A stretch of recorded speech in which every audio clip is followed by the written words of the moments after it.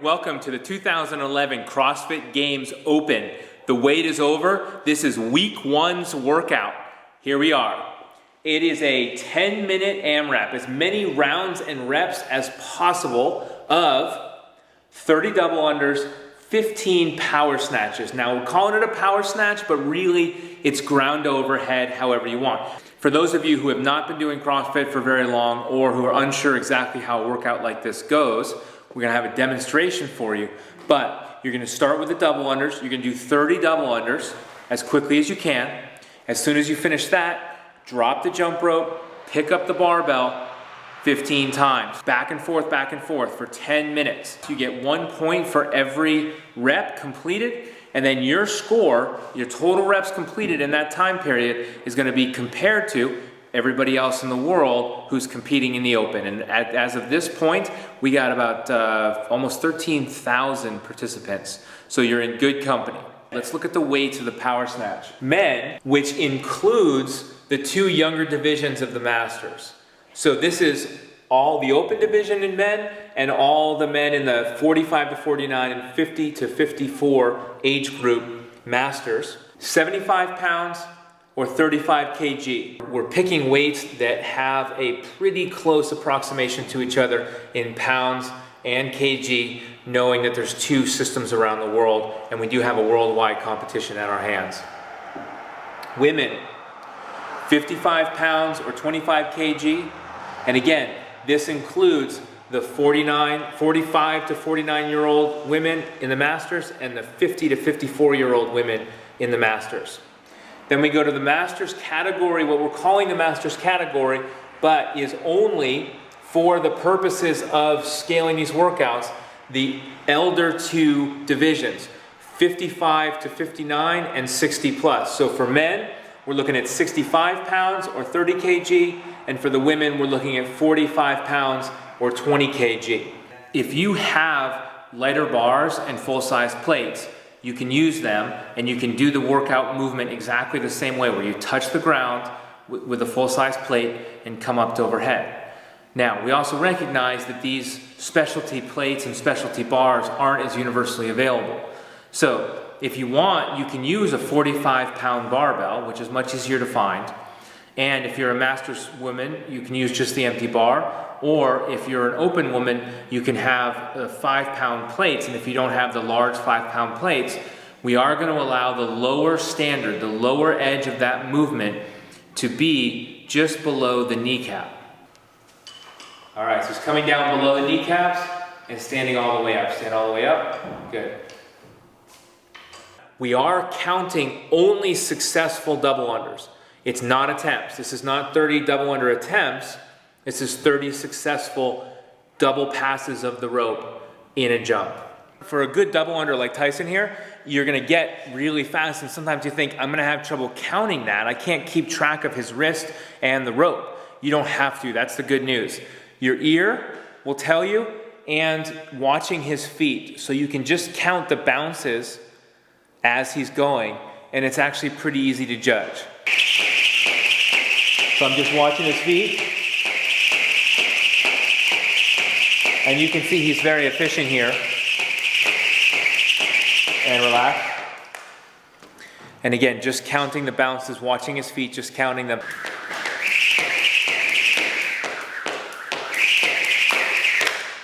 Okay, so you can hear a very distinct difference when that rope is passing one time versus 2 times. You can do any rope you want. It can be a weighted rope, it can be a speed rope, doesn't matter. We're not putting any restrictions on that for this workout.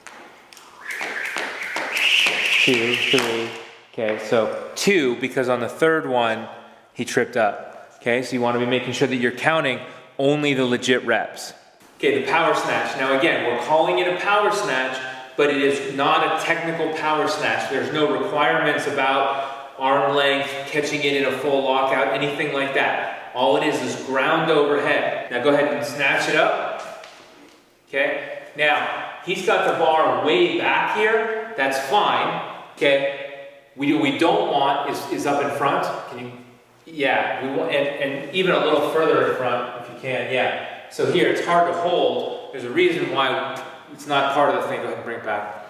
And but we're looking for that barbell to pass over the heels, over the base of support here. All right, when you're moving really fast on the power snatch, the key thing on this, both for athletes and judges, is to make sure that there is complete lockout overhead. It's really easy to short this unintentionally, okay? Now, what Tyson was just doing was right on the edge of locking out. He did it, but it was really close. Now we're gonna look at some really common faults. More exaggerated. Yeah, good. Just pull it down real fast, yeah. Okay. All right, so as you can see in this frozen frame right here, his arms are locked out, but his hips and knees are not. And that is not a complete rep. Yeah, good. Yeah. All right. Now, good. Okay. So what we saw there was this muscle arm that isn't that full extension. Okay, that's one fault. Good. And again, it's okay.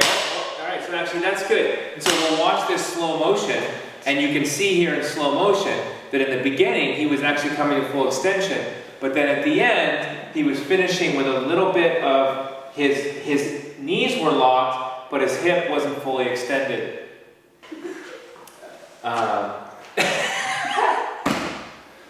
Right. So most of the flaws are going to be variations of that, where you're not getting the hips fully open, you're not getting the knees fully open, or you're not locking the arms out overhead. All of that has to be here, and you're not finishing with the barbell out in front. You want to do a couple with finishing out in front and not coming up, so you're not really coming all the way up. Yeah.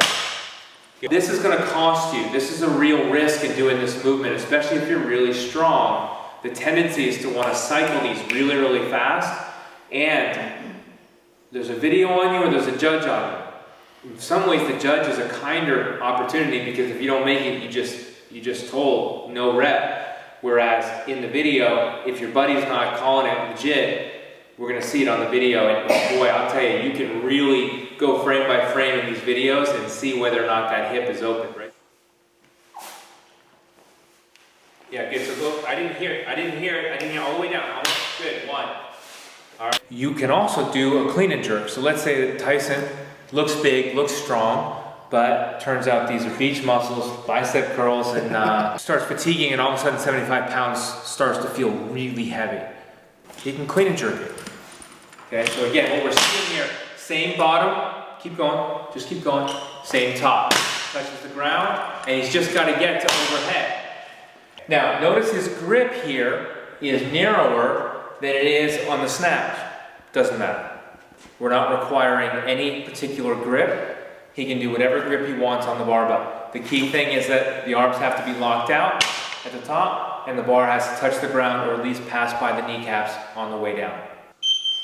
2, 1, go. 1, 2, 3, 4, 5, 6, 7, 8, 9, 10. For this workout, for a video submission, you're going to have to pay pretty close attention to where the camera placement is and where the barbell and jump rope are and how you move between them.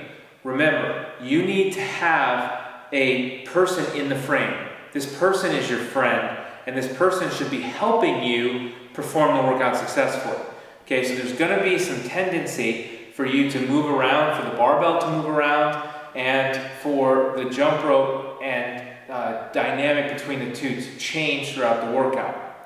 My strong recommendation would be to have a third person behind the camera so that you can make sure that every rep happens in the frame. These are fairly large movements, right? The barbell is going from the ground all the way to overhead, and the jump rope, we need to see the entire body.